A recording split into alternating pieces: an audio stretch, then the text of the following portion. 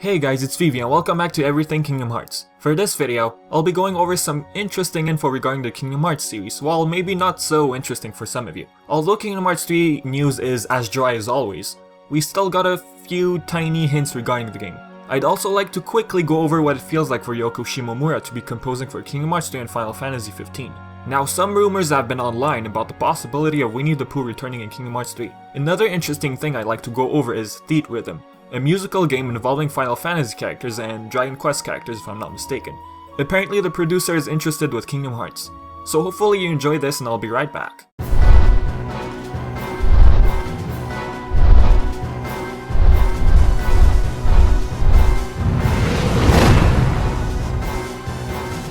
First, let's go over what it feels like for Yoko Shimomura to be composing for the two biggest Square Enix games. In an interview with RPG site, Yoko was asked what it felt like to be playing the role of the music creator. Apart from composing for other games, composing for Final Fantasy 15 and Kingdom Hearts 3 is a bigger task for her. Here's the difference between the two according to Shimomura. Well, of course, they're completely different. The story is completely different. The image is entirely different. The tone.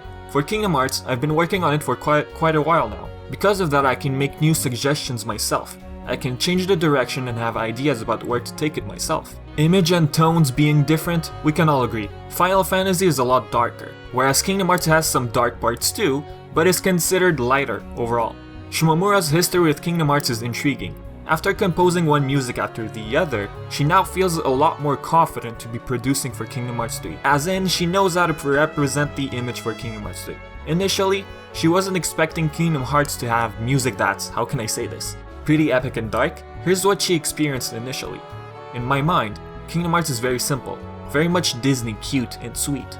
My original ideas for it were in that area, but on the contrary, I was asked to make very heavy stuff.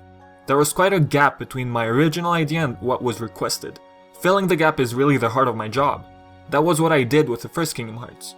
As we can all notice, Shimomura wasn't expecting to produce such heavy music for Kingdom Hearts, due to the implementation of Disney. Heck, when I first tried Kingdom Hearts, I wasn't expecting music to be this great. Shimomura also mentioned that updating original music fans love is quite hard. She explains that maintaining a balance between the original and the recreation is hard. I will post the RPG interview link in the description.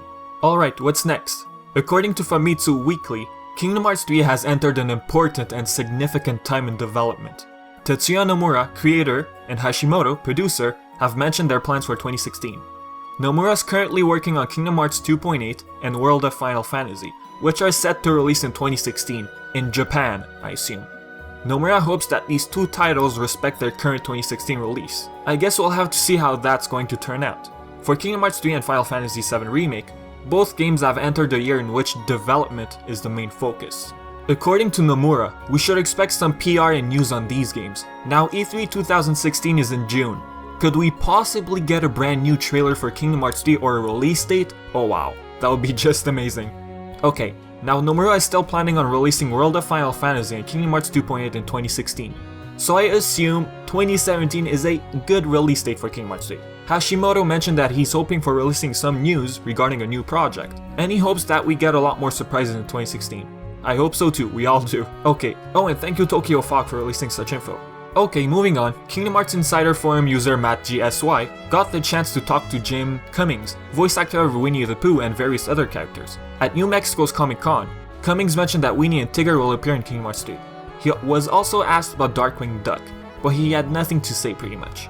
Is 100 Acre Woods confirmed for Kingdom Hearts 3? I'd say take this with a grain of salt, because nothing has been officially confirmed by Square Enix. Now Cummings also mentioned that they'll have to paraphrase the Japanese script, which will make it difficult to record dialogue.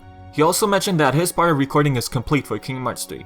Now I'll assume Japanese voice acting is done first, and then the lip sync is done. Now lip syncing with English dialogues is where it gets harder. I don't know if Square Enix actually redoes the lip syncing for the English version, but when it comes to dubbing, words have to be replaced with some that actually follow the character's lips. Or here's what I think, pre-rendered cutscenes are untouched, but the script is changed. In-game cutscenes are lip-synced according to the language spoken, using a program. Alright guys, one last thing I'd like to go over before ending this vid.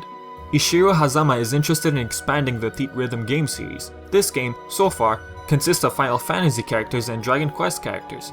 Both set of characters have their own separate games though. At New Year's, Hazama gave a message, which was translated by Nintendo Everything. This is Hazama from Square Enix. Last year at this place, I said, we'll keep continuing Theatrythm from here after too. Well then, I wonder how about next year. Personally, I still want to continue, and every day I've been devising various plans. I'm filled with the feeling to do something to make it happen, so I'll be glad if you can wait with anticipation. With that being said, please keep supporting the series as usual from here after too.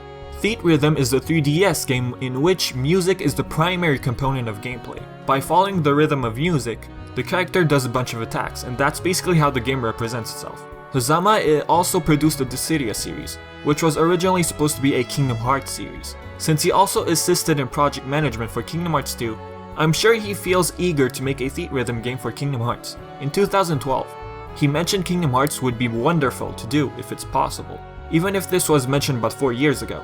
Do you think we could see a Kingdom Hearts Theatrythm game in 2016 or later? Kingdom Hearts is known for having awesome music, so I definitely think Theatrythm would suit Kingdom Hearts. Alright guys, so that's that. Hopefully you enjoyed this content, and if you have any thoughts, leave them in the comments. I've been Vivi, and thanks for watching.